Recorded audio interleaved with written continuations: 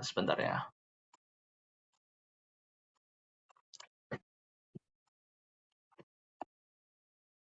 Bentar.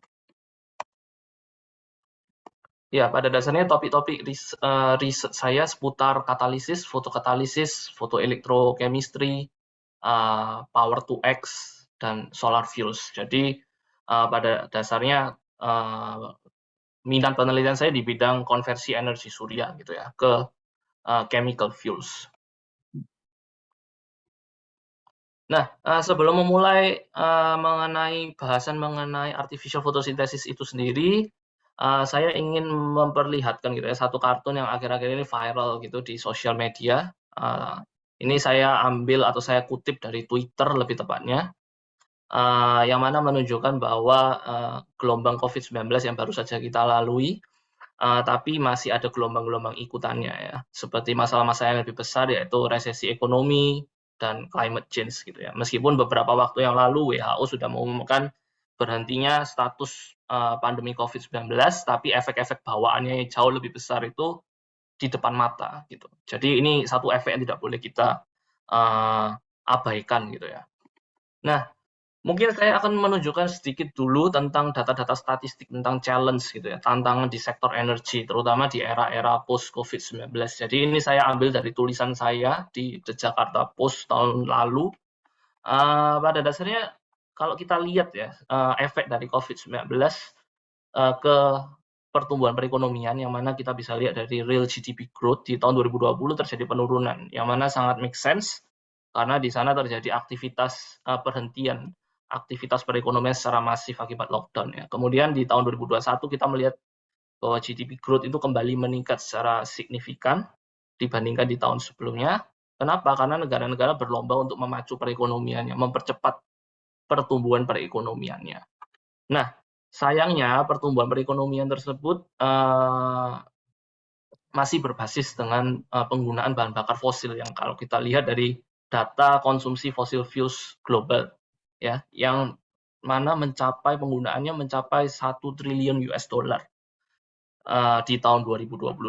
Nah, akibatnya apa kalau kita menggunakan fossil fuel? Ya, akibatnya jelas emisi CO2 akan meningkat. Ya, meningkat drastis bahkan terbesar sepanjang sejarah, lebih besar dibandingkan sebelum COVID-19.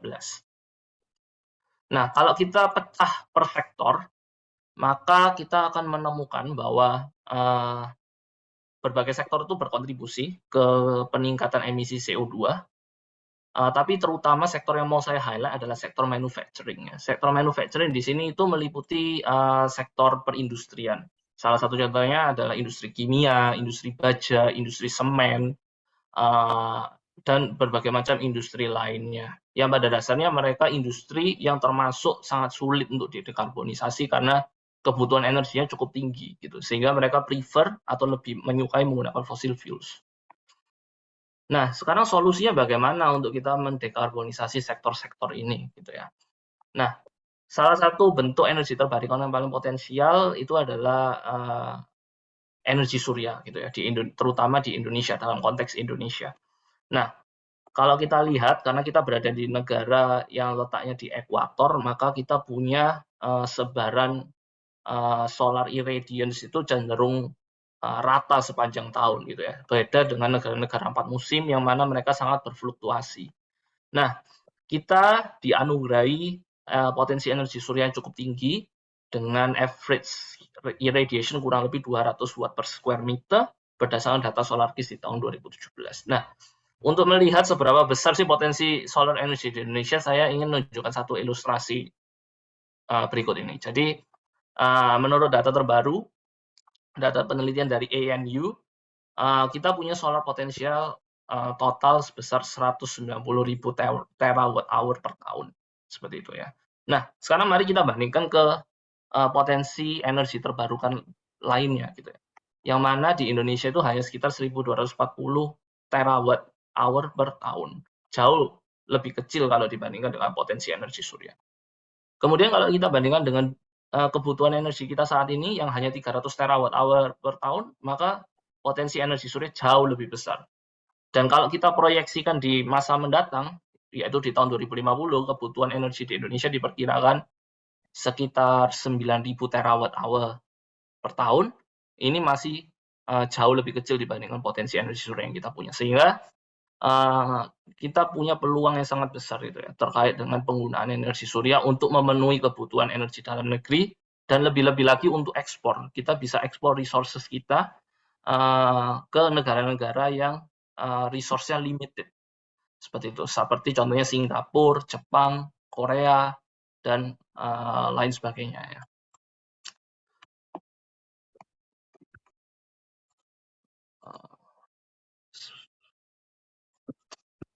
Yep.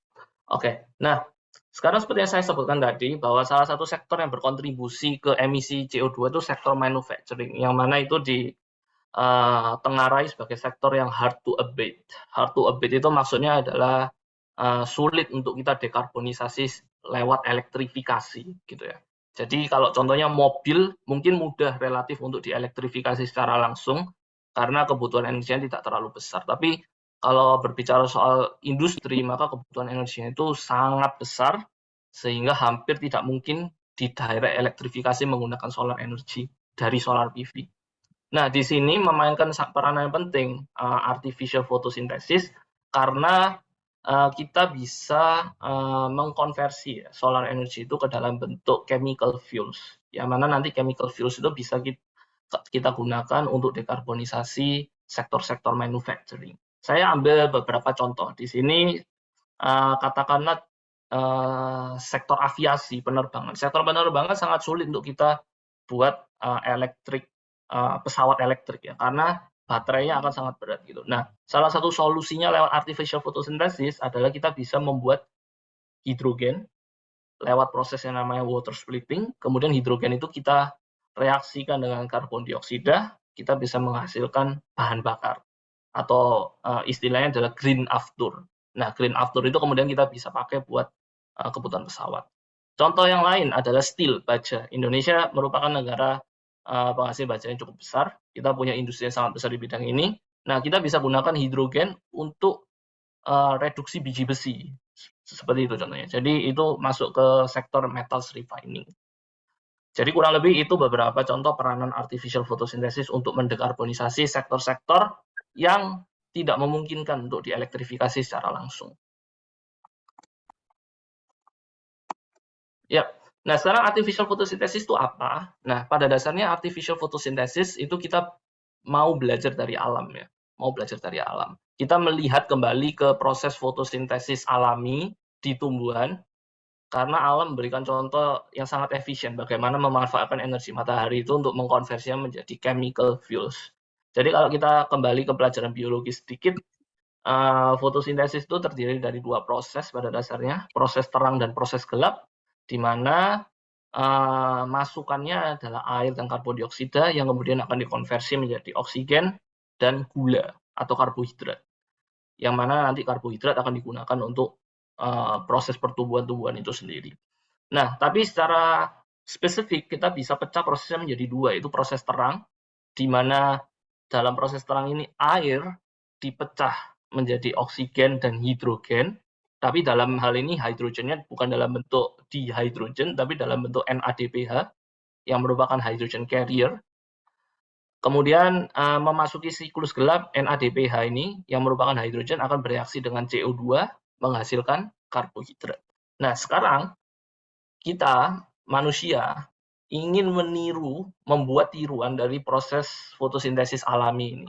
Jadi yang kita lakukan adalah kita bisa memecah air melalui proses water splitting menjadi oksigen dan hidrogen. Kemudian hidrogen itu bisa kita gunakan untuk menghidrogenasi karbon dioksida yang bisa kita peroleh dari proses carbon capture dan lain sebagainya, menjadi produk-produk hidrokarbon yang berguna. Seperti contohnya ada methane, metanol, etanol yang bisa kita gunakan untuk kebutuhan sehari-hari, ya, bahan bakar, gas maupun bahan bakar liquid. Nah, sekarang ada 3 jenis proses artificial photosynthesis gitu ya. Yang pertama ada PV electrolysis, di mana kita punya solar panel, yang mana solar panel ini akan menghasilkan listrik, lalu listrik itu kita alirkan ke electrolyzer atau reaktor. Di sini reaktor untuk proses water splitting pada dasarnya terdiri dari dua kutub, yaitu kutub anoda dan kutub katoda, yang mana itu terbuat dari material khusus, yaitu katalis, yang tujuannya adalah untuk kita mempercepat reaksi ya. Jadi kita punya katalis di anoda, kita punya katalis di katoda, lalu arus listrik dari solar panel kita alirkan, terjadi beda potensial, maka elektron akan mengalir dari anoda ke katoda. Akibatnya apa? Akibatnya di anoda akan terjadi reaksi oksidasi air menjadi oksigen, dan di katoda terjadi reaksi reduksi entah itu air ataupun karbon dioksida menjadi bahan bakar seperti hidrogen atau hydrocarbons. Nah, proses ini sebenarnya termasuk proses yang major gitu ya, karena elektrolisis udah bertahun-tahun di develop gitu ya untuk berbagai jenis proses di industri kimia. Lalu solar panel itu sendiri juga sudah sangat mature. Kita sudah tahu bahwa solar panel efisiensinya semakin lama semakin tinggi, semakin lama juga semakin murah. Tapi meskipun terlihat prosesnya mature dan simple, tapi di antara solar panel dan electrolyzer ini terdapat komponen-komponen elektronik yang cukup kompleks dan itu menambah ke capital cost-nya pada akhirnya gitu ya. Nah, jadi ilmuwan ingin membuat prosesnya lebih simpel, intinya seperti itu. Nah, maka muncullah teknologi yang kedua, yaitu fotoelektrokatalisis atau kita singkat sebagai PEC. Jadi di fotoelektrokatalisis, ilmuwan berpikir bagaimana kalau solar panel itu langsung kita integrasikan dengan anoda dan katodanya. Jadi kita menggunakan material yang namanya semikonduktor di bagian anoda dan katoda, kemudian diaktifasi secara langsung menggunakan matahari, sehingga terjadi beda potensial tanpa menggunakan solar panel. Karena komponen penyerap cahayanya itu sendiri sudah diintegrasikan di bagian anoda dan katoda. Lalu akibatnya, elektron mengalir dari anoda ke katoda dan akan terjadi oksidasi air dan juga reduksi air di anoda dan katoda masing-masing untuk menghasilkan hidrogen dan oksigen. Nah, tapi proses ini masih cukup mahal gitu ya, masih dikategorikan kompleks gitu ya. Jadi untuk membuat thin film seperti ini itu prosesnya cukup complicated dan mahal. Nah, maka muncullah proses yang ketiga, yaitu photocatalysis atau kita singkat sebagai PC. Bagaimana kalau semikonduktor itu dalam bentuk powder atau bubuk atau serbuk langsung saja kita masukkan ke air, lalu kita berikan sinar matahari, maka partikel tersebut akan memecah air menjadi hidrogen dan oksigen. Jadi ini salah satu bentuk proses yang paling simpel, photocatalysis. Nah, jadi ketiga proses ini punya kelebihan dan kekurangan masing-masing. Kalau di summarize mungkin dari kiri ke kanan, dari proses PVEC ke PC, kompleksitas sistemnya semakin menurun dan akibatnya capital cost-nya juga semakin murah ya.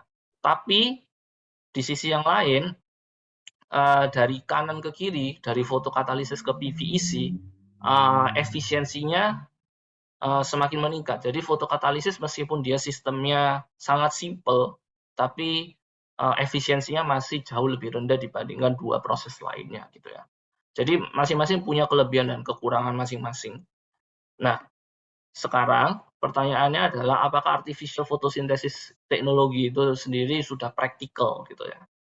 Nah, kalau berbicara soal practicality, kita ingin sistem itu yang tidak kompleks sehingga capital cost-nya murah, tapi di saat yang sama kita ingin efisiensi tinggi. Jadi kita ingin memiliki material yang letaknya di sekitar sinilah kurang lebih. Nah, tapi saat ini PC itu kompleksitasnya rendah tapi efisiensinya rendah, sedangkan PEC semuanya medium, kompleksitas medium, efisiensi medium, sedangkan PVEC efisiensi tinggi tapi kompleksitasnya tinggi. Nah, target kita adalah ingin sistem yang low cost atau simple, tapi di saat yang sama punya solar to hydrogen efficiency yang tinggi. Jadi solar to hydrogen efficiency di sini itu adalah parameter menunjukkan seberapa efisien katalis kita untuk mengubah solar energy menjadi hidrogen. Nah, target kita adalah minimal untuk commercially visible adalah 10%. Jadi ini adalah threshold-nya.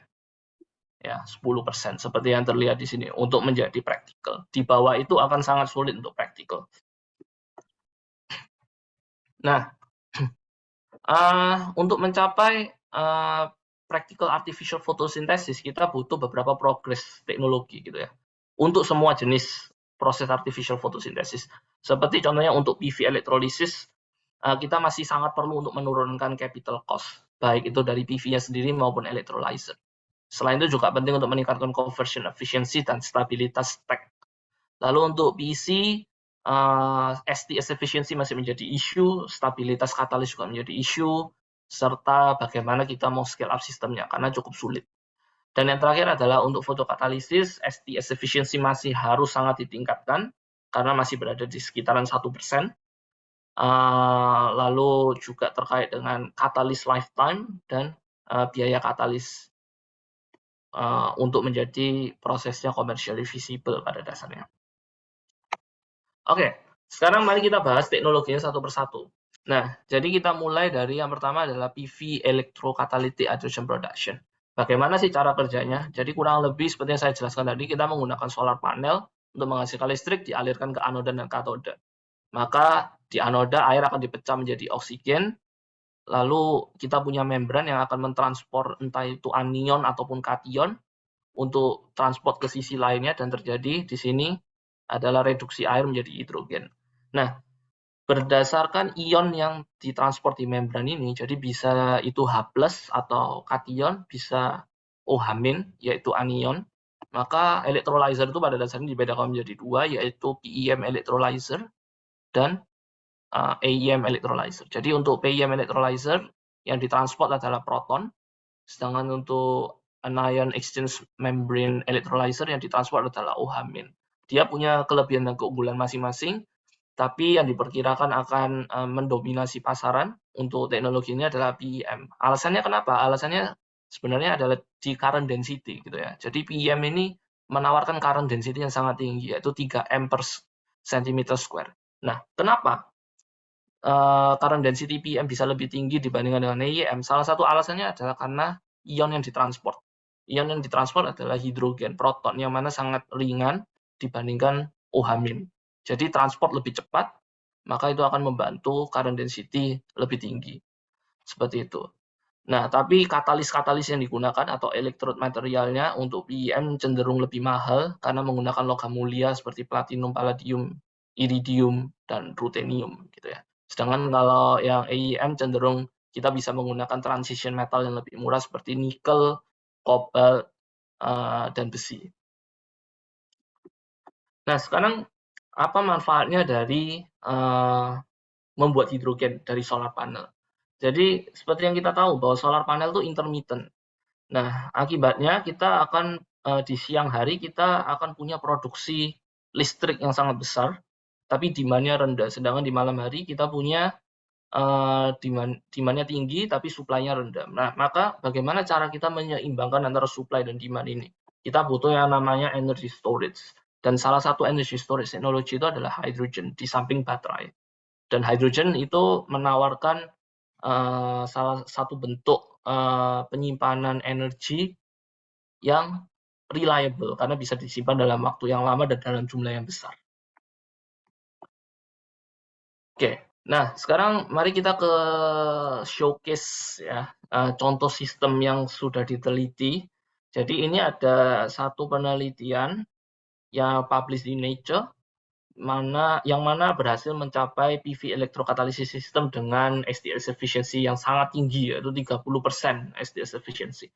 Dan diuji durabilitasnya sampai 50 jam, dan masih di sekitaran 30%, meskipun agak turun ya, dari 32% ke 28%. Tapi sepertinya bisa dilihat di skematik di sini bahwa sistemnya sangat complicated. Ya, jadi kita di sini punya solar panel, kemudian di sini ada electrolyzer system dan juga komponen-komponen elektronika lainnya. Yang pada dasarnya kemudian kita menggunakan platinum sebagai material untuk katalis katodanya dan iridium sebagai katalis anodanya. Kemudian kita split water atau air menjadi hidrogen dan oksigen di sini. Nah, sistemnya yang complicated, tapi dengan sistem yang complicated tapi kita bisa memperoleh STS efficiency sebesar 30% gitu ya. Ini showcase yang pertama, teknologi yang pertama, yaitu PV electrocatalysis. Nah, sekarang permasalahannya teman-teman adalah katalis yang digunakan di sini, platinum dan iridium itu sangat mahal, dan kita harus cari alternatifnya. Jadi riset yang kami lakukan di research group saya itu berfokus pada bagaimana kita mengembangkan katalis maju atau istilahnya advanced materials yang mana itu bisa mengurangi penggunaan logam mulia sehingga kita bisa menekan cost, intinya seperti itu. Nah, jadi kita mengembangkan satu material yang namanya vertical graphene. Jadi teman-teman mungkin di sini tahu bahwa vertical graphene itu adalah karbon material dua dimensi, gitu ya, dua dimensi. Nah, bayangkan kita punya film, lalu di atasnya kita letakkan graphene 2D materials. Maka jadinya kurang lebih akan seperti ini, teman-teman. Kita punya lembaran-lembaran di atas tin film, dua dimensi, vertical graphene. Uniknya adalah katalis ini itu aktif di bagian tepi-tepinya ini, atau istilahnya edges. Nah, sekarang bagaimana kita meningkatkan density edges-nya supaya kita punya active site yang lebih banyak. Kalau active site lebih banyak, maka kita bisa mempercepat reaksi. Nah, kita melakukan namanya argon plasma treatment dengan durasi yang berbeda-beda. Jadi dengan durasi tertentu kita bisa meningkatkan edges yang seperti ini menjadi branch, dan tentunya kalau terlalu lama maka akan menurunkan surface area dan akibatnya active site jadi turun juga. Jadi ada waktu optimum gitu ya untuk memperoleh edges density yang optimum untuk terjadinya reaksi water splitting. Nah, kemudian vertical graphene ini kita gunakan sebagai support gitu ya. Jadi kita menggunakan vertical graphene untuk meletakkan platinum single atoms. Gunanya apa? Gunanya adalah untuk menekan penggunaan platinum. Kalau tadi di riset sebelumnya kita menggunakan platinum foil yang mana pure platinum, maka di sini kita menggunakan platinum dibantu dengan vertical graphene sehingga kebutuhan katalisnya akan lebih rendah. Kemudian untuk jadi platinum vertical graphene ini kita gunakan untuk reaksi hydrogen evolution. Kemudian kita juga mengembangkan katalis untuk reaksi di anoda yaitu oxygen evolution menggunakan nickel iron hydroxides. Yang sama, kita menggunakan vertical graphene sebagai supportnya. Lalu kita implementasikan ke sistem yang integrated, di mana kita menggunakan silikon PV di sini. Kemudian kita menggunakan katoda dan anodanya adalah yang kita develop di sini. Nah, advantage-nya sebenarnya adalah yang seperti saya sebutkan tadi, kebutuhan logam itu akan menurun, tapi kita bisa mencapai performance yang comparable, yang sebanding dengan komersial katalis yang menggunakan lebih banyak platinum dan logam-logam mulia lainnya. Nah, sekarang kita ke teknologi selanjutnya. Jadi tadi seputar PV electrolysis, yang kedua adalah photoelectrokatalisis untuk hydrogen production, teman-teman. Nah, jadi untuk yang ini pada dasarnya kita menggunakan material semikonduktor sebagai katalis ya. Jadi entah itu kita letakkan di anoda ataupun di katoda ataupun dua-duanya. Kalau kita letakkan di salah satu seperti dua contoh di atas, maka kita masih membutuhkan external bias yang disuplai dari listrik dari solar panel ataupun energi terbarukan lain. Tapi kalau untuk yang sistem C, ini merupakan sistem yang unbiased, di mana kita tidak perlu sama sekali external bias apa-apa. Kita hanya perlu menggunakan sinar matahari di kedua sisi, maka akan terjadi beda potensial dan memecah air menjadi oksigen. Nah, tapi material semikonduktor itu sendiri apa? Nah, jadi material semikonduktor pada dasarnya adalah material yang punya dua level energi yang berbeda gitu ya. Satu lebih rendah, satu lebih tinggi. Yang kita namakan sebagai VB atau valence band dan CB atau conduction band. Nah, beda energi antara VB dan CB ini kita definisikan sebagai band gap. Nah, bagaimana cara kita mengaktifasi elektron dari level energi yang lebih rendah ke yang lebih tinggi? Kita menggunakan energi matahari. Nah, sekarang energi matahari terdiri dari infrared, visible, dan UV. Yang mana yang kita pakai sangat tergantung dengan band gap-nya, teman-teman. Kalau band gap-nya semakin besar, maka kita butuh energi yang lebih besar untuk mengaktifasinya, maka kita butuh ke arah UV. Sedangkan kalau band gap-nya lebih narrow atau lebih sempit, maka kita bisa aktivasi dengan energi yang lebih kecil, entah itu visible light atau infrared. Nah, jadi saat kita sinari matahari, maka elektron akan teraktivasi atau tereksitasi ke level energi yang lebih tinggi, lalu meninggalkan yang namanya hole di valence band, dan akibatnya kita bisa menggunakannya untuk reaksi reduksi di conduction band dan oksidasi di valence band. prinsipnya mirip sekali dengan cara kerjanya solar panel sebenarnya, karena solar panel sendiri adalah material semikonduktor. Nah, ini beberapa contoh sistemnya. Jadi, sudah jelas bahwa SDS efisiensinya bakal jauh lebih rendah dibandingkan PV elektrolisis karena kita combine semuanya jadi satu. Kita kepingin sistemnya melakukan semuanya di sini, tapi SDS efisiensinya cukup tinggi, yaitu 19% gitu ya. Jauh di atas threshold 10%, seperti itu. Jadi ini salah satu fotoelektrokatalis terbaik, di mana mereka menggunakan gallium indium phosphide, gallium indium arsenik, lalu gallium arsenik untuk sebagai light absorbernya. Kemudian untuk katalisnya mereka menggunakan di sini titanium dioxide dengan rhodium di katoda, sedangkan di anoda menggunakan ruthenium oxide. Jadi kurang lebih seperti itu. Nah, tapi sistem ini masih kalau dihitung secara cost masih mahal gitu ya. Karena pengembangan thin film semacam ini itu yang sangat memakan biaya yang cukup besar. Kurang lebih seperti itu. Oke, nah selanjutnya sekarang kita udah punya contoh photoelectrochemical. Nah, saya ingin menunjukkan satu contoh yang sedikit berbeda, yaitu floating photoelectrochemical cell. Karena kita butuh lahan yang sangat besar gitu ya untuk menaruh photoelectrochemical reactor itu sendiri. Nah, salah satu yang dikembangkan peneliti di University of Cambridge itu floating, karena kita bisa menggunakan badan air untuk menaruh reaktor ini. Jadi mereka mengembangkan artificial lift yang fleksibel, yang bisa mengapung di air. Sama mereka mengkonstruksi menggunakan berbagai jenis material di sini. Mereka kebetulan di sini menggunakan perovskite based material seperti bismuth vanadium. Kemudian mereka aplikasikan di sungai seperti itu sebagai contoh. Dan uniknya mereka bisa melakukan water splitting gitu ya. Baik itu dalam kondisi lab maupun dalam kondisi outdoor, yang tentu saja dalam kondisi outdoor jauh lebih menantang karena sun intensity yang bervariasi dan juga adanya udara ya. Udara ini salah satu tantangan juga karena di udara terdapat oksigen yang bisa compete gitu ya dengan reaksi hydrogen production. Tapi mereka berhasil sebagai proof of concept bahwa ide artificial lift floating itu bisa dilakukan. Nah, sekarang ke proses yang terakhir, yang ketiga yaitu fotokatalisis, yang merupakan proses paling simple dengan ekspektasi capital cost yang paling rendah. Nah, kebetulan riset PhD saya seputar ini, mengembangkan material maju untuk fotokatalisis untuk hydrogen production. Kita berusaha untuk push SDS efficiency-nya ke setidaknya 5%, karena untuk fotokatalisis, karena capital cost-nya rendah, maka kita tidak perlu SDS efficiency terlalu tinggi, pada dasarnya seperti itu. Dengan 5% saja berdasarkan model, itu kita bisa mencapai target hydrogen cost yang murah, yaitu sekitar $2 per kilogram. Nah, salah satu proses yang umum adalah water splitting, tentu saja, di mana cara kerjanya sama, kita menggunakan material semikonduktor sebagai fotokatalis, disinari cahaya, maka akan tereksitasi.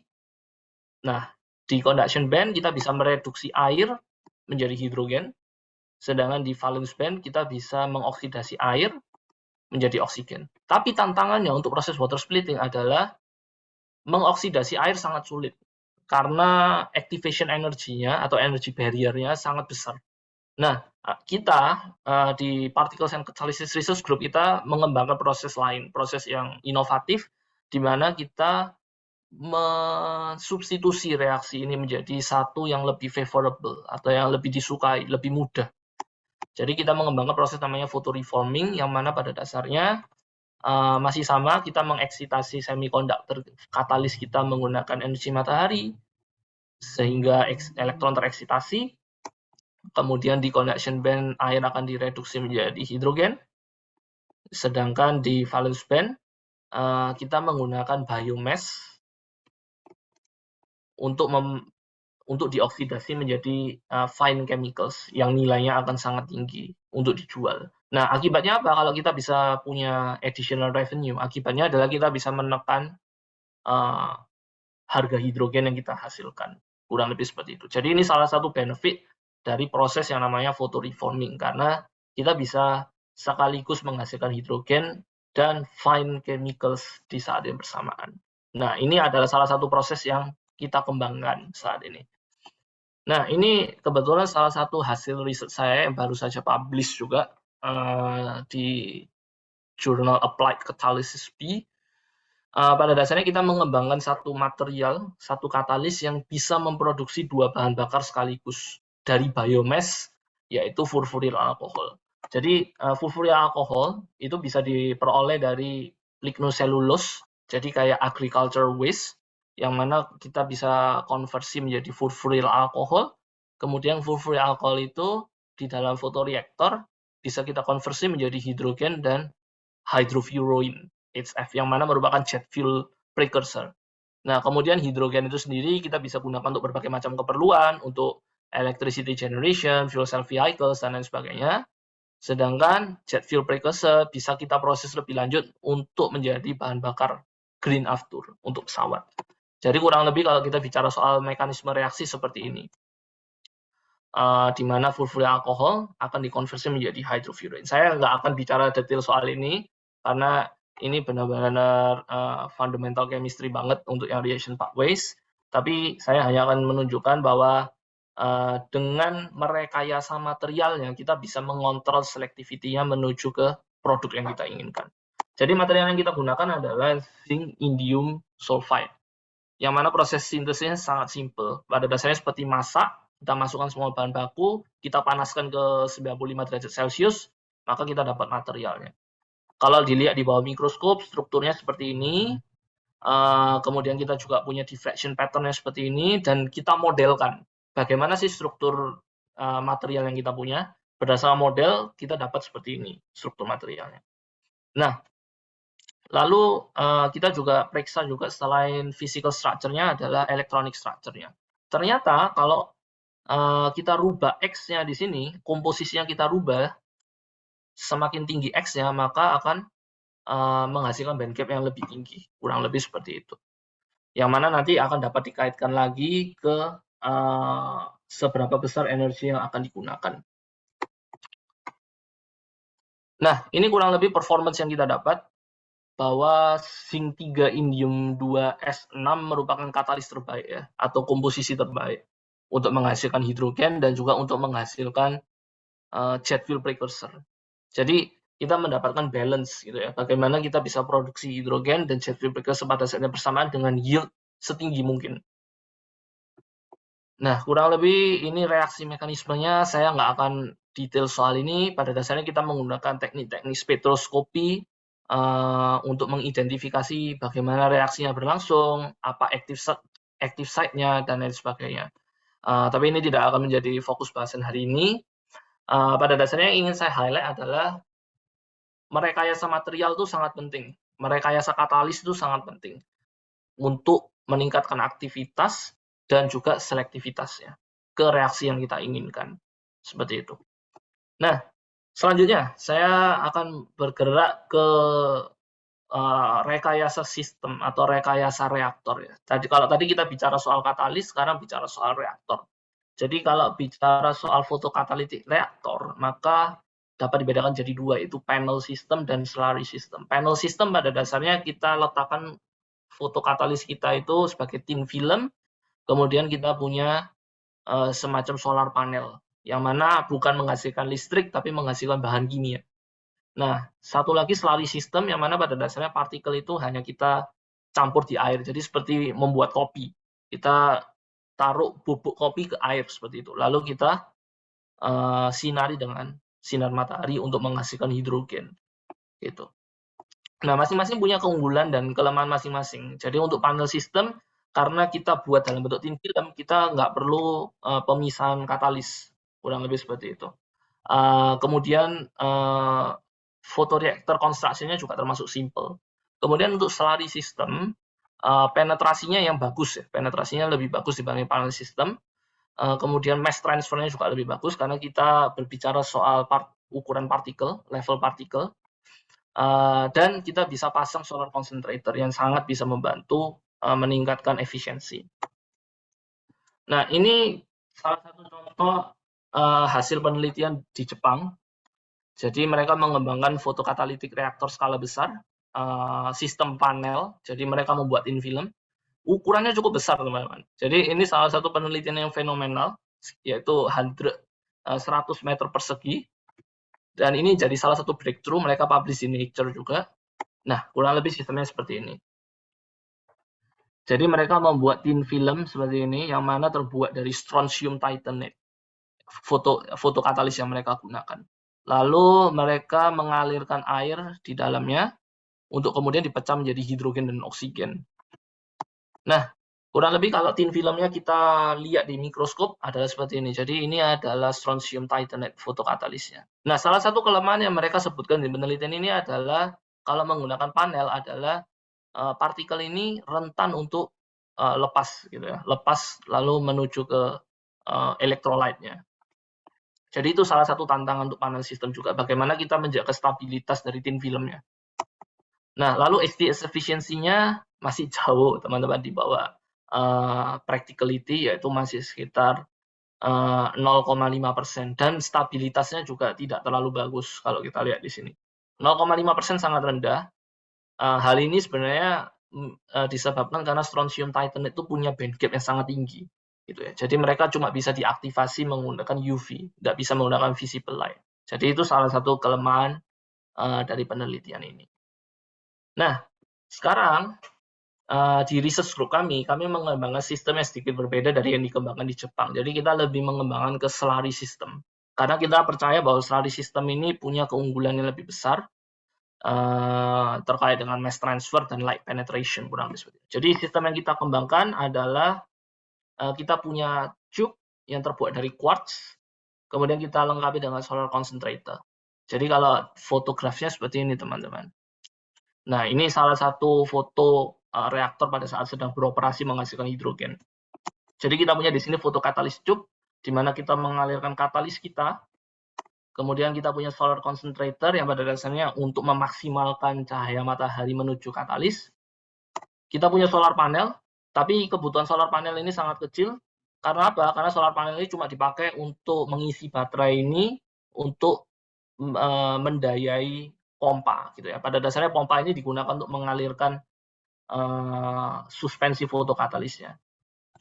Lalu kita punya gas liquid separator di sini, di mana kita collect hidrogennya. Gitu ya. Jadi kita punya hidrogen di sini, sistemnya pressurized. Nah, itu kurang lebih pilot scale yang sedang kita kembangkan. Nah, kalau bicara soal solar concentrator sendiri, tujuannya apa kita pasang solar concentrator? Jadi teman-teman bisa bayangkan kita punya tube seperti ini. Kalau kita nggak pasang solar concentrator, maka kita hanya punya setengahnya saja yang terekspos ke matahari. Tapi dengan solar concentrator, maka kita bisa meningkatkan optical efficiency-nya. Nah, jadi kita menggunakan quartz di sini untuk tube-nya. Kemudian ini adalah transmittance-nya, jadi kita punya transmittance hampir sekitar 90%. Lalu kita menggunakan reflektornya adalah aluminium, yang mana itu punya total reflectors yang cukup tinggi, rata-rata sekitar 80%. Kurang lebih seperti itu. Nah, lalu kita tes, ya, reaktor yang kita kembangkan ini kita tes menggunakan dua fotokatalis yang berbeda. Satu adalah fotokatalis benchmark titanium dioxide, satu lagi zinc indium sulfide yang kita gunakan di penelitian sebelumnya. Kalau diperiksa dari band gap-nya, kita lihat bahwa band gap-nya untuk titanium dioxide lebih tinggi ya teman-teman dibandingkan zinc indium sulfide. Jadi bisa kita simpulkan bahwa titanium dioxide itu hanya bisa diaktifasi menggunakan UV, sedangkan kalau zinc indium sulfide bisa kita aktifasi menggunakan visible light. Nah, ini hasilnya. Jadi untuk yang platinum TiO2 yang merupakan benchmark katalis kita, STS efficiency-nya, solar to hydrogen efficiency-nya hanya 0,3%. Jadi jauh ya, jauh di bawah threshold. Tapi kalau kita menggunakan yang nickel dengan zinc indium sulfide fotokatalis yang mana merupakan katalis yang visible light active, kita bisa push STS efficiency-nya jauh lebih tinggi, sekitar 4 kali lipat, yaitu mencapai 1,1%. Nah, mungkin ini masih jauh di bawah threshold 10%, teman-teman. Tapi ingat sekali lagi bahwa dengan fotokatalisis, karena sistem yang kompleks, capital cost-nya rendah, kita nggak perlu STS efficiency tinggi-tinggi pada dasarnya. Jadi target kita adalah mengembangkan katalis yang lebih complicated dari ini, dari nikel ZAS, untuk mencapai STS efficiency setidaknya 5% berdasarkan model kita untuk mencapai hydrogen production yang commercially visible. Jadi kita masih harus mencapai 5 kali improvement di sini. Nah, untuk menutup teman-teman, saya akan sedikit keluar ke topik. Jadi kita sudah bicara soal bagaimana kita menghasilkan hydrogen dari energi matahari. Nah, sekarang hydrogen itu dipakai buat apa? Nah, kalau kita meniru dari alam, kita kepingin membuat sugar atau karbohidrat yang pada dasarnya adalah hydrocarbons. Jadi di research group kami, kita mengembangkan satu sistem terintegrasi, fully stand alone, artinya bisa berjalan sendiri tanpa completely off grid. Jadi sistemnya kita namakan Shine sebenarnya di sini. Jadi kita komponennya ada hydrogen generator, yang mana hydrogen generator ini ditenagai oleh sel surya. Kita punya solar panel. Ini pada dasarnya proses elektrolisis teman-teman, PV elektrolisis. Jadi kita menghasilkan green hydrogen. Kemudian green hydrogen itu kita alirkan bersama dengan karbon dioksida, di mana karbon dioksida ini bisa kita peroleh dari carbon capture di industri atau direct air capture dan lain sebagainya. Lalu kita punya katalis di sini, yang mana kita menggunakan energi matahari untuk memanaskan, atau pada saat malam kita bisa menggunakan pemanasan indirect, yang mana dari listrik, menghasilkan methane, salah satu produknya. Selain methane, kita bisa hasilkan hidrokarbon lainnya, teman-teman. Jadi seperti metanol, etanol, dan lain sebagainya. Jadi salah satu contoh kasus yang kita pakai adalah menggunakan nikel katalis.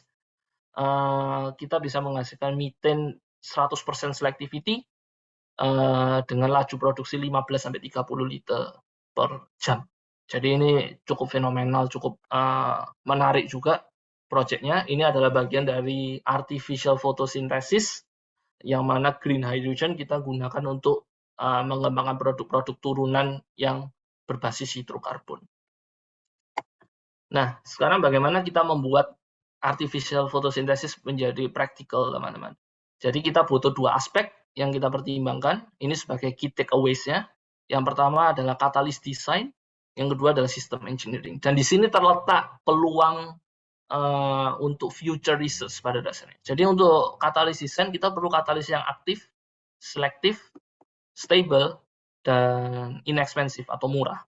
Sedangkan kalau dari aspek system engineering kita butuh kondisi yang optimum, kemudian kita butuh sistem yang scalable, kita butuh sistem yang terintegrasi dengan produk purification-nya, dan tentunya yang low capital cost.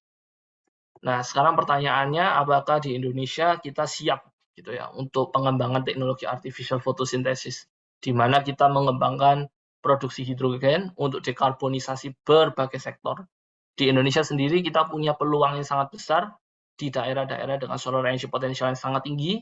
Salah satu contohnya yang hari ini mau saya highlight adalah di daerah Nusa Tenggara Timur, teman-teman. Yang mana mereka punya capacity factor yang tinggi, sehingga punya peluang menghasilkan hidrogen hijau sangat murah, di bawah $2. Padahal target saat ini kebanyakan adalah $2 per kilogram hidrogen. Tapi di daerah-daerah tertentu seperti Nusa Tenggara, kita bisa mencapai di bawah itu. Jadi kita punya peluang yang sangat besar untuk menghasilkan hidrogen hijau yang nantinya bisa kita gunakan untuk memenuhi kebutuhan energi dalam negeri, dan lebih-lebih lagi kita bisa ekspor gitu ya ke negara-negara lain untuk menghasilkan pemasukan tambahan. Kurang lebih seperti itu teman-teman. Terima kasih untuk kesempatan sharing knowledge hari ini terkait dengan teknologi artificial photosynthesis. Saya kembalikan ke Pak Edi. Baik, terima kasih Pak Denny atas penyampaian paparannya. Kita lanjutkan dengan tanya jawab ya, ini pertanyaan-pertanyaan yang sudah ditulis di chat box. Bagi yang ingin bertanya silakan dituliskan di sana, nanti saya bacakan. Pertanyaan pertama ini dari Pak Pandu. Ini iya Pak Pandu Santoso ya. Fungsi membran jadi krusial. Mohon penjelasan tiap-tiap tipe-tipe membran. Oke. Saya kembali ke slide sebelumnya dulu. Jadi membran memegang peranan yang penting memang. Saya sangat setuju. Sebentar.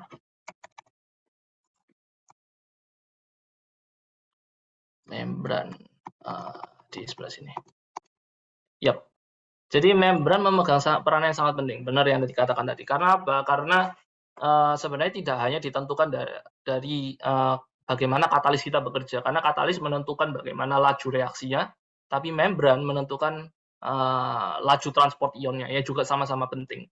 Karena dua faktor itu menjadi krusial. Nah, jadi biasanya membran yang kita gunakan berbasis polimer. Gitu. Salah satu yang paling sering kita gunakan kalau di lab adalah Nafion yang merupakan fluoropolymer ionomer. Seperti itu. Dan jenis membran itu harus menyesuaikan jenis electrolyzer yang kita mau kembangkan.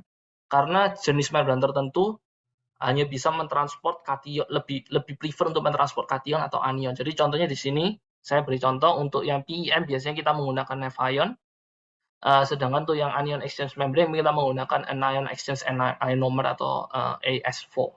Seperti itu. Nah, jadi pada dasarnya kebanyakan organik polimer untuk membran yang digunakan. Kurang lebih seperti itu. Baik. Berikutnya dari masih ini ya, dari Pak Pandu ini. Katalis yang digunakan solid. Mohon penjelasan bila digunakan katalis cair. Ya, jadi katalis memang bisa dibedakan dua sih, katalis homogen sama heterogen. Tapi fokus kita lebih dan yang dikembangkan saat ini untuk komersialisasi itu lebih ke katalis yang heterogen, jadi katalis yang solid. Saya bukan bidang untuk yang homogeneous katalisis, jujur saja. Tapi ada beberapa katalis memang yang bisa digunakan untuk yang homogeneous katalisis. Tapi yang dikembangkan saat ini lebih banyak dikembangkan adalah heterogeneous katalisis dan kebanyakan berbasis metal. Seperti itu. Baik. Berikutnya dari Pak Dasri. Izin bertanya Pak, parameter alat uji katalis dibandingkan dengan apa ya Pak? Dan apakah ada alat ukur lainnya yang data akurasinya kredibel dan mendekati pengukuran ideal? Dan apakah alatnya berupa spektrometri digunakan juga untuk pengujian dan penelitian yang dilakukan saat ini oleh Bapak? Terima kasih. Ya, jadi untuk uji performance dulu ya, saya bahas untuk uji performance. Untuk uji performance tergantung sistem mana yang mau kita gunakan. Untuk yang PV elektrolisis, saya mungkin tunjukkan fotonya. Jadi ada beberapa sistem yang kita gunakan. Yang pertama, kalau untuk uji pertama, itu sistemnya adalah 8 cell. Ya. Jadi bentuknya mirip huruf H. Jadi kita punya chamber satu untuk anoda, chamber satu untuk katoda, lalu di tengah-tengah dipisahkan oleh membran. Seperti itu. Nah, itu alat uji yang sudah diakui secara internasional pada dasarnya. Dan itu jadi benchmark. Namanya adalah 8 cell, H cell. Karena bentuknya yang mirip huruf H. Ada dua chamber, lalu ada jembatan, yaitu membran. Seperti itu. Nah, tapi sistemnya batch. Nah, sedangkan kalau untuk industri, kita ingin sistemnya continue. Maka kita mengembangkan juga namanya flow electrolyzer. Jadi seperti yang ditunjukkan di gambar sini, itu pada dasarnya flow electrolyzer. Kita punya air yang dialirkan terus-menerus, sehingga terjadi produksi hidrogen secara continuous. Seperti itu. Nah, tentu kedua sistem punya challenge tersendiri ya untuk H-cell maupun flow electrolyzer. Nah, itu untuk PV electrolysis system. Lalu untuk fotoelektrokatalisis, sebenarnya sistemnya sama, kita menggunakan H-cell juga. Dan kalau untuk flow system, kita menggunakan flow electrolyzer juga. Tapi yang menjadi tantangan di sini agak sedikit berbeda dengan PV electrolyzer. Bagaimana kita membuat device yang kita gunakan itu bisa terekspos matahari dengan baik, kurang lebih seperti itu. Jadi salah satu contoh device-nya yang seperti yang saya sebutkan tadi, kurang lebih seperti ini. Kalau bentuknya dia artificial leaf. Nah, kurang lebih seperti itu. Nah, sedangkan untuk yang fotokatalitik, ini bentuknya sangat simple. Pada dasarnya kita cuma perlu, bentuknya bisa macam-macam sebenarnya untuk uji di lab, tapi bentuk yang paling simpel adalah kita punya beaker glass, lalu kita iluminasi di bawah cahaya secara langsung. Nah, biasanya kita di lab punya yang namanya solar simulator, karena tidak memungkinkan untuk eksperimen tiap hari depending ke solar energy, maksudnya cahaya matahari yang real ya. Jadi untuk eksperimen kita punya namanya solar simulator yang mana spektrumnya akan mirip sekali dengan matahari sungguhan gitu ya. Tapi kalau ntar kita sudah menemukan katalis terbaik, kita biasanya uji di bawah sinar matahari secara langsung. Seperti itu. Jadi ini bentuk yang paling simpel. Lalu untuk pertanyaan kedua, untuk alat spektrometri. Jadi banyak sekali kita menggunakan spektrometri sebenarnya di lab. Seperti salah satu contoh penelitian saya di sini ya. Kita menggunakan di sini berbagai jenis spektrometri. Jadi yang ini kita menggunakan elektron paramagnetic spectroscopy. Seperti itu. Yang tujuannya adalah bagaimana kita mendeteksi unpaired elektron. Seperti itu. Jadi kita punya yang namanya radikal di sini, kita bisa deteksi. Lalu kita juga menggunakan namanya X-ray absorption spectroscopy di sini. Jadi X-ray absorption spectroscopy itu kita memberikan X-ray ke satu atom tertentu, lalu atom itu akan menyerap sebagian X-ray-nya, sebagian di-scattered. Nah, kemudian kita akan dapatkan sinyalnya di sini. Nah, ini yang X-ray absorption spectroscopy aksesnya sangat terbatas karena hanya bisa dilakukan di synchrotron facility. Seperti itu. Nah, lalu yang kedua ada time resolve spectroscopy juga salah satu yang kita gunakan, yang mana ini di skala femtosecond gitu. Jadi ada banyak sekali bentuk-bentuk spektroskopi yang kita gunakan sih di lab. Dan itu jadi salah satu pengujian sangat powerful sekali gitu untuk karakterisasi material. Baik. Berikutnya pertanyaan dari Pak Dodi Yuniardi. Izin bertanya Pak, apakah ada kendala teknis atau operasional yang dihadapi ketika photocatalytic system for H2 generation diterapkan pada skala besar? Ya, jadi salah satu tantangan yang dihadapi untuk photocatalytic hydrogen generation skala besar adalah bagaimana kita memaksimalkan cahaya matahari itu bisa diserap oleh fotokatalis. Karena fotokatalis itu kan dia kayak buat ini ya, kayak nyampur bubuk kopi ke air lah kurang lebih. Kalau kita campurkan bubuk kopi ke air, maka dia akan tidak transparan lagi, gitulah kurang lebih. Nah, sekarang bagaimana caranya kita memaksimalkan cahaya bisa terserap oleh fotokatalis itu. Nah, itu salah satu tantangan yang kita gunakan. Biasanya kita menggunakan sistemnya sangat tipis atau sangat thin supaya light penetration-nya bagus. Tapi tantangannya adalah kalau kita buat tipis atau thin, maka challenge-nya adalah bagaimana kita membuat skala yang besar. Itu akan sangat sulit. Jadi di sana ada trade-off kurang lebih seperti itu. Nah, salah satu solusi yang kita gunakan di sini adalah menggunakan solar concentrator untuk kita memaksimalkan atau mendapatkan intensitas cahaya matahari yang jauh lebih tinggi. Kurang lebih seperti itu, Pak.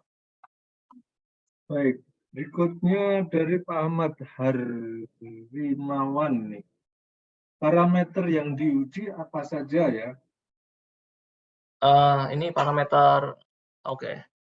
Jadi mungkin saya anggap ini untuk yang fotokatalisis ya, karena banyak sekali sih. Jadi untuk fotokatalisis biasanya kita menguji performance berdasarkan seberapa banyak hidrogen yang kita hasilkan. Jadi ini di sini dalam milimol atau bisa juga dalam volume.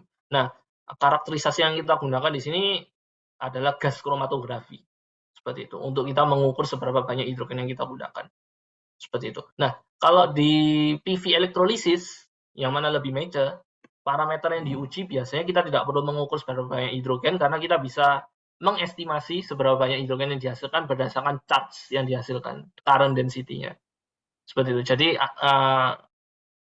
alat karakterisasi yang kita sebut sebagai potentiostat kurang lebih untuk mengukur current density-nya.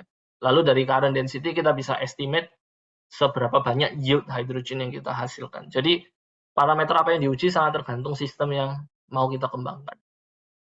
Seperti itu. Baik, ini di chat sudah nggak ada lagi. Apakah ada yang mau bertanya secara langsung? Kami persilakan, seandainya mau menggunakan mikrofon. Menulis di chat juga dipersilakan kalau mau menulis di sana. Sambil menunggu pertanyaan, saya mungkin akan bertanya juga nih Pak Denny. Boleh. Kalau yang paling visible yang skala besar kalau mau diterapkan di Indonesia, kira-kira yang seperti apa, Pak? Mungkin tadi juga sudah disampaikan ya. Iya, Barangkali betul. ini yang seperti ini cocoknya di daerah ini gitu ya, mungkin gitu. Iya, boleh. Jadi, terima kasih pertanyaannya, Pak Edi. Pertanyaannya sangat menarik sebenarnya. Kalau bicara soal ketiga jenis teknologi tadi, yang paling ready untuk dikomersialisasikan adalah jenis yang pertama, yaitu PV dikapel dengan elektrolisis. Seperti itu. Kenapa? Karena masing-masing teknologinya sendiri, kan dia pada dasarnya teknologinya terpisah ya. Solar panel, electrolyzer. Dua-duanya sudah termasuk major. Fotovoltaik udah sangat efisien, seperti yang kita tahu, Pak Edi juga tahu, bahwa efisiensi untuk konversi solar energy ke electricity dari solar panel itu sudah sangat baik dan juga semakin murah. Seperti itu. Dan electrolyzer performanya jauh lebih tinggi dibandingkan yang teknologi lainnya. Jadi kalau bicara soal dalam waktu dekat, maka solusinya adalah yang PV electrolysis. Nah, kalau bicara soal di daerah mana dikembangkan, sebenarnya Indonesia punya potensi energi surya yang sangat besar. Tapi memang di daerah dengan capacity factor yang tinggi lah, yang sangat berpotensi gitu, kurang lebih untuk kita terapkan produksi hidrogen ini. Salah satunya, contohnya di Nusa Tenggara Timur, yang mana capacity factor-nya capai 22%. Gitu. Dan ini salah satu bentuk yang sangat baik gitu ya, kalau kita combine ke sistem kelistrikan sebenarnya, Pak, ke grid.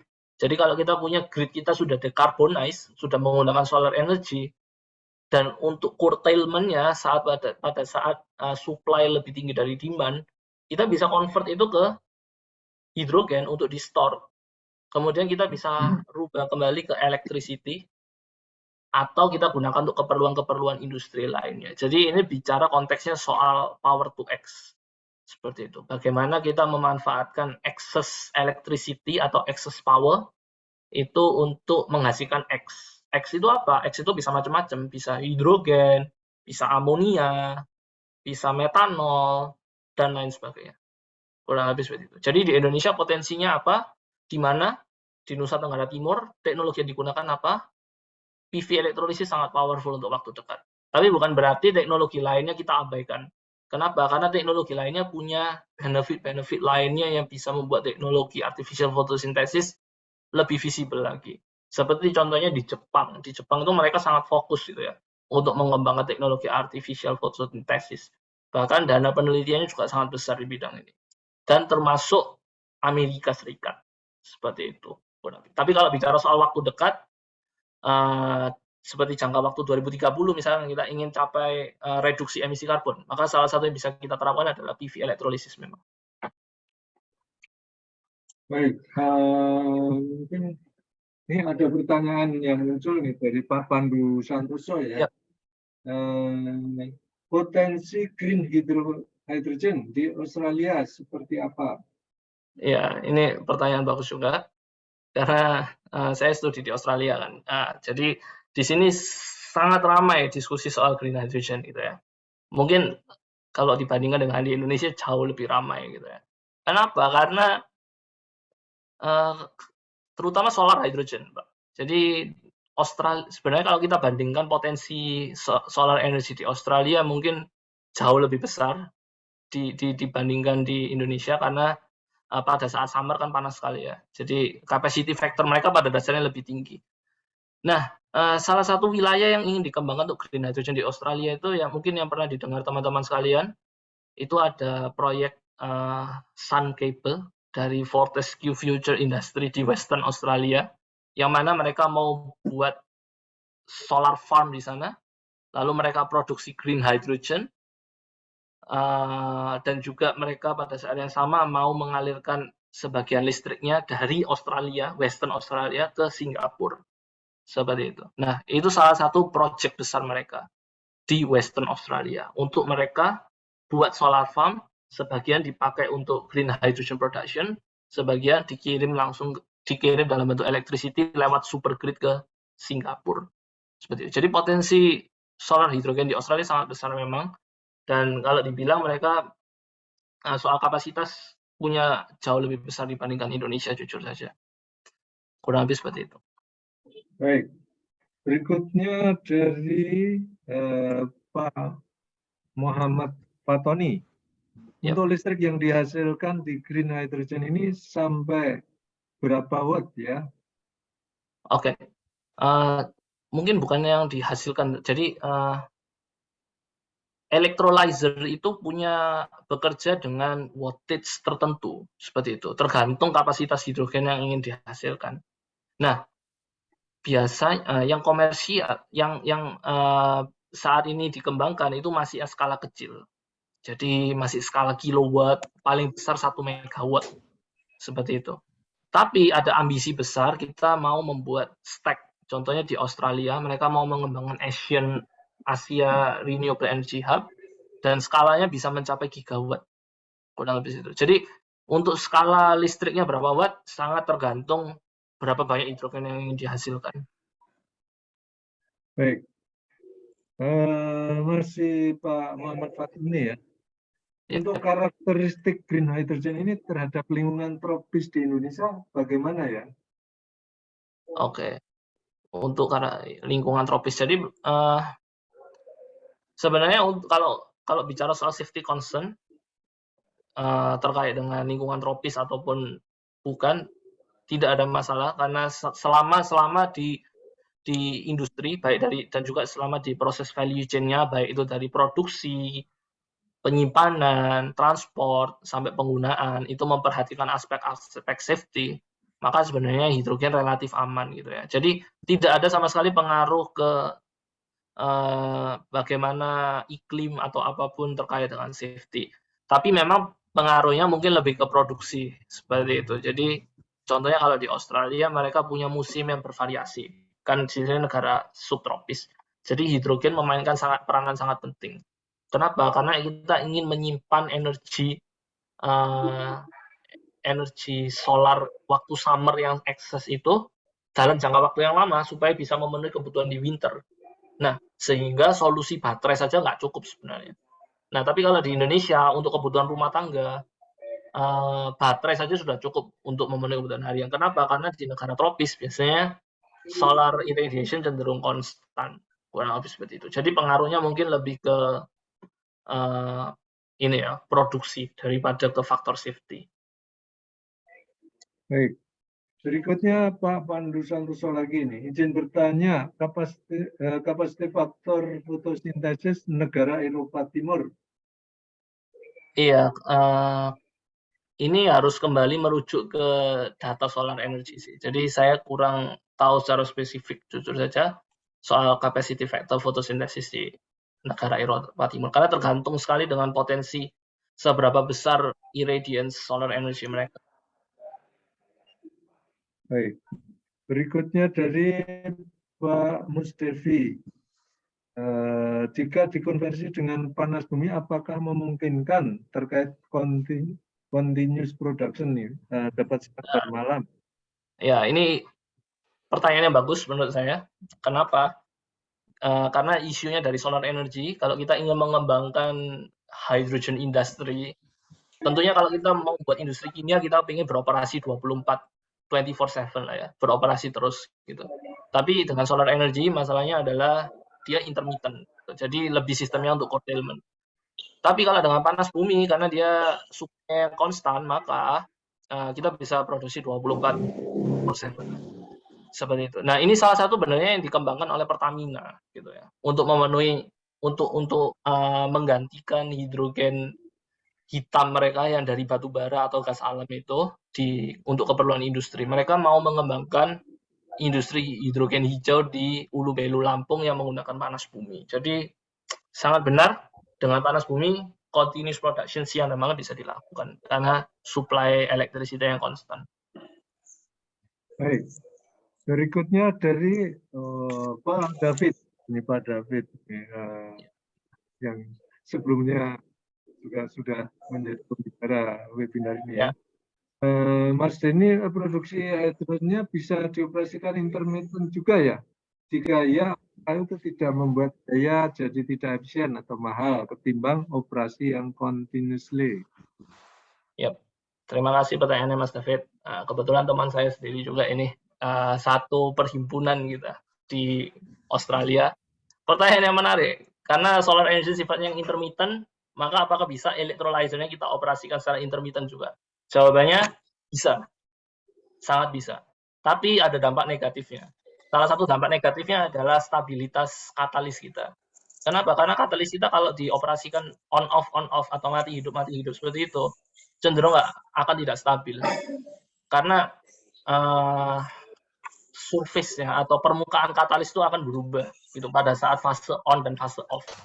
Jadi misalnya pada fase on ini, pada fase on maka katoda itu sifatnya akan reduktif kan kaya elektron, sehingga komposisi kimianya akan reduktif juga, kurang lebih seperti itu, tereduksi, dalam keadaan tereduksi, dan di anoda dalam keadaan oxidize. Tapi kalau kita off-kan, maka keadaannya akan berubah. Dan kalau kita nyalakan lagi, performance-nya pasti nggak akan sama. Seperti itu. Jadi itu salah satu tantangannya. Dan tantangan yang kedua, kalau kita buat on-off seperti itu, tidak continuous production, biaya akan jadi lebih. Nah, jadi solusinya apa? Sebenarnya kalau mau solar energy untuk hydrogen production, kita mau jalan continuous adalah kita combine dengan baterai. Kalau untuk keperluan industri biasanya. Seperti itu. Jadi pada saat malam pun kita masih bisa produksi hidrogen dari listrik di baterai. Seperti itu. Kalau kita ingin buat continue. Baik. Berikutnya pertanyaan dari Pak Muhammad Fatoni lagi. Nah, untuk green hydrogen ini bisakah untuk menghemat bahan bakar fosil yang kebanyakan masih dikonsumsi oleh kendaraan di Indonesia? Karena saat ini ada yang nyoba dengan HHO. Oke. Untuk green hydrogen ini bisakah untuk menghemat bahan bakar fosil yang kebanyakan masih? Karena iya, oke. Saya paham pertanyaannya. Jadi kalau untuk menggantikan bahan bakar fosil, sebenarnya jawabannya apakah hidrogen bisa menggantikan bahan bakar fosil? Jawaban simpel saya, iya bisa. Selama kita punya infrastruktur ya. Masalahnya itu. Kenapa? Karena kita punya misalkan kendaraan berbasis bensin kan kebanyakan saat ini. Nggak bisa dong kita ganti dengan hidrogen, kita isi dengan hidrogen. Karena mesinnya beda. Gitu ya. Mereka menggunakan mesin basis piston, sedangkan hidrogen, kalau kita mau gunakan hidrogen harus basis fuel cell. Nah, karena itu butuh investasi yang besar jujur aja. Kalau ingin menggunakan menggantikan bahan bakar fosil. Jadi kalau saya melihatnya untuk hal ini itu akan lebih ke jangka panjang. Seperti itu. Karena kita perlu mengembangkan infrastrukturnya terlebih dahulu, mengganti mobilnya, lalu stasiun pengisian bahan bakarnya, itu kan juga perlu dibangun juga kan. Nah, kalau berbicara soal penerapan green hydrogen terdekat di mana sih? Saya akan jawab di sektor industri, kalau untuk paling dekat. Kalau untuk sektor sehari-hari, seperti contohnya untuk sektor bahan bakar gas di rumah, berarti kita harus menggantikan LPG nih. Akan sangat sulit untuk saat ini, karena kompor yang kita gunakan saat ini di rumah tidak kompatibel dengan hydrogen. Lalu kalau untuk mobil, juga masih dalam jangka waktu lama, karena kita tidak punya stasiun pengisian bahan bakar, kita belum, maksudnya hydrogen fuel cell car juga masih limited di Indonesia. Gitu. Baik. Sambil nunggu pertanyaan lagi, saya melanjutkan pertanyaan saya tadi ya. Tadi Pak Denny menjelaskan yang paling visible itu PV electrolyzer gitu ya. Yep. Nah, electrolyzernya sendiri yang model seperti apa nih yang kan banyak pilihannya gitu ya, yang paling hematnya yang seperti apa ya? Ya, jadi sebenarnya saya jelaskan tadi Pak Edi. Yang di pasaran saat ini, sebentar ya, saya kelebihan. Jadi yang di pasaran saat ini itu ada 2 jenis electrolyzer. Meskipun sebenarnya lebih dari 2 ya. Ada banyak jenis yang sedang dikembangkan, tapi yang komersial saat ini ada PEM electrolyzer dan EM electrolyzer. Pada dasarnya mirip-mirip, bedanya hanya ion apa yang ditransport gitu. Nah, tapi kalau digunakan ditanya mana yang paling visible, saya jujur aja untuk orang hydrogen akan beda pendapat. Ada orang yang akan bilang AEM kalau dia bekerjanya di AEM, ada yang bilang PEM. Tapi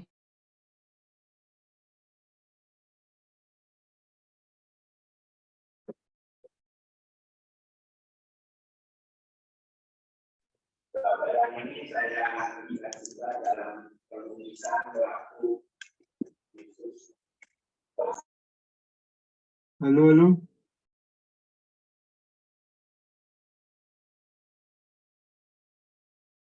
Halo, Pak Denny. Oh, ini masih mute. Oops, sorry, Pak. Terputus. Tadi Saya, suaranya terputus tadi. iya, tadi sempat terputus ya, Pak? Iya, terputus.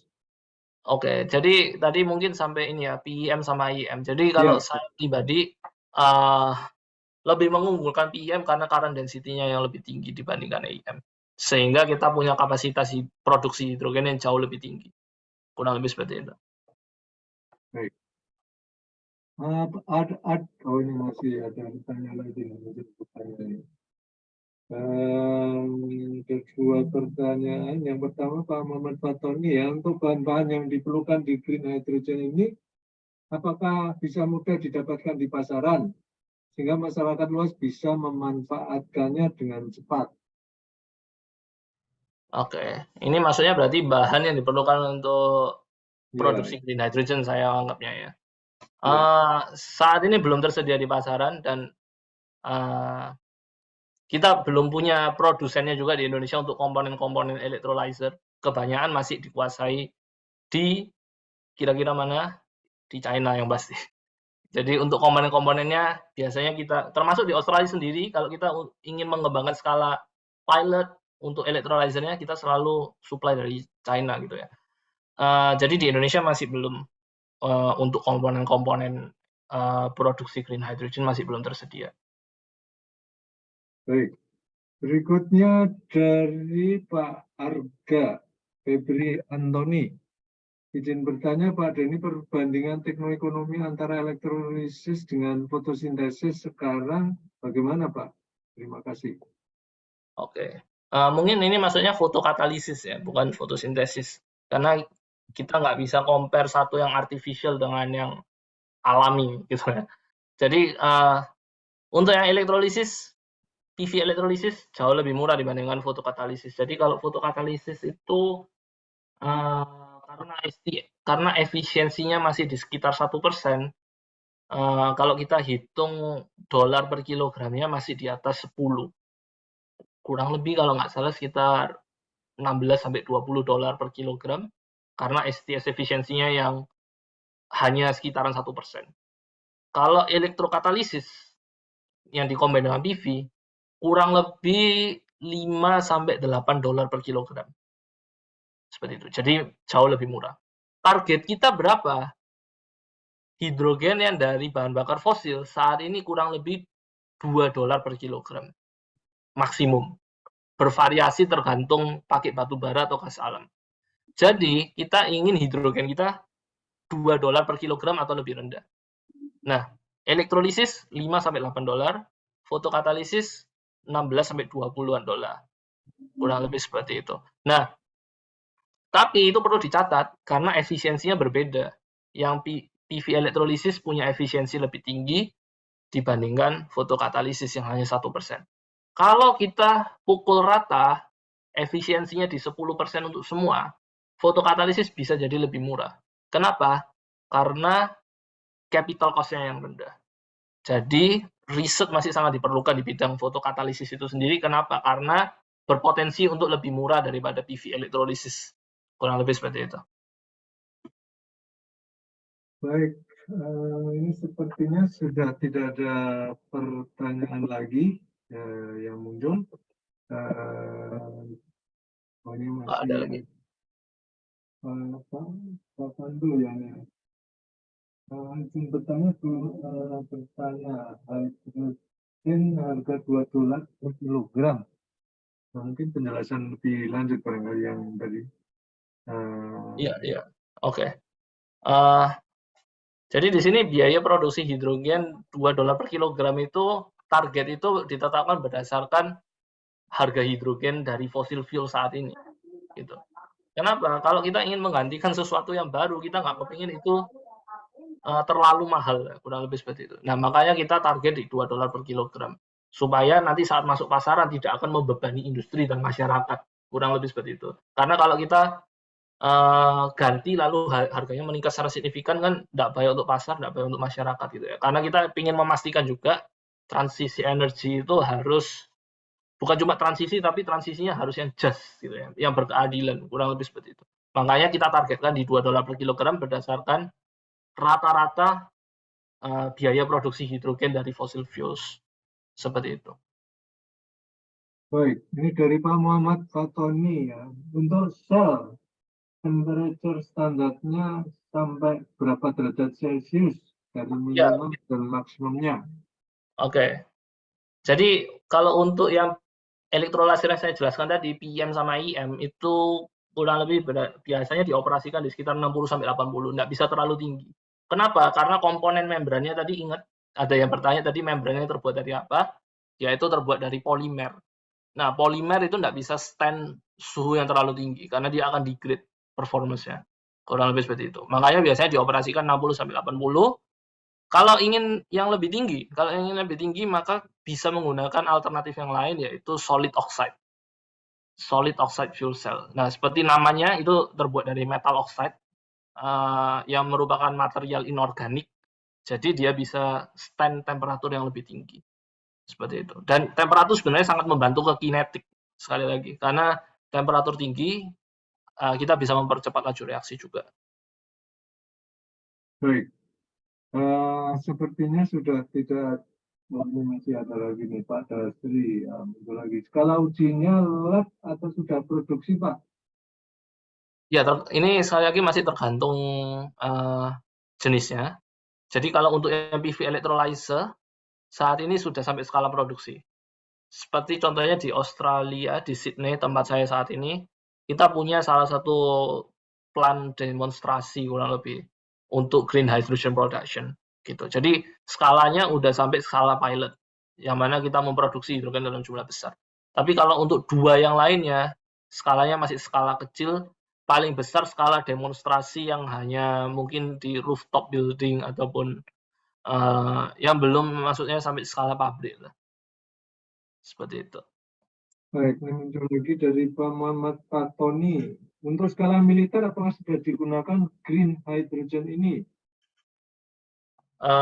Jujur aja di sektor militer saya belum tahu kalau ada penggunaan hidrogen sampai saat ini. Tapi sangat memungkinkan karena saya membayangkannya sektor militer punya energy requirement yang cukup tinggi gitu ya. Punya energy requirement yang cukup tinggi. Tapi yang menarik mungkin ya, yang mungkin sedikit out of topic dari pertanyaan ini, ada riset terbaru soal hydrogen production di outer space. Jadi ini inisiasi dari NASA sebenarnya ya. Kenapa? Karena kebutuhan energi di outer space untuk keperluan antariksa cukup tinggi gitu ya. Jadi penelitian ini diawali dengan mereka memodelkan itu ya. Bagaimana kalau kita produksi hidrogen di Mars? Bagaimana kalau kita produksi hidrogen di bulan dan lain sebagainya. Nah, jadi sebenarnya hidrogen bisa menyentuh berbagai sektor gitu ya. Bahkan outer space saja bisa disentuh sektornya, apalagi kalau militer gitu ya. Untuk misalkan contohnya untuk tank ataupun untuk banser-banser dan lain sebagainya. Sangat bisa. Tapi saya kurang tahu kalau apakah sampai saat ini sudah masuk belum. Baik. Berikutnya ini ada informasi ya kalau ini dari Pak Arga Febriantoni. Ini bulan Juni kami akan mengadakan Indonesia International Hydrogen Summit pertama di Indonesia. Banyak pelaku-pelaku hidrogen di dunia menjadi speaker dan ada pameran teknologi hidrogen di dunia. Silakan yang tertarik. Ya. Baik, kalau nggak ada pertanyaan lagi, kita akhiri acara webinar sore hari ini. Sekali lagi, saya atas nama Badan Kejuaraan Teknik KPI mengucapkan terima kasih yang sebesar-besarnya pada Pak Denny Gunawan yang sudah memberikan paparan dan menjawab pertanyaan. Mudah-mudahan nanti banyak yang bisa diterapkan di Indonesia. Amin. Terima kasih pada Ibu-Ibu dan Bapak sekalian yang sudah bergabung di acara kita. Sore hari ini kita lanjutkan acara kita minggu depan ya, Selasa, Rabu. Mohon maaf kalau ada hal yang kurang berkenan, tetap waspada dengan protokol kesehatan. Salam sehat selalu dimanapun berada. Terima kasih. Wassalamualaikum warahmatullahi wabarakatuh. Terima kasih semuanya. Terima kasih Pak Edi. Ya, terima kasih Pak Dendi. Pak Edi, terima kasih Pak Denny. Ya, terima kasih.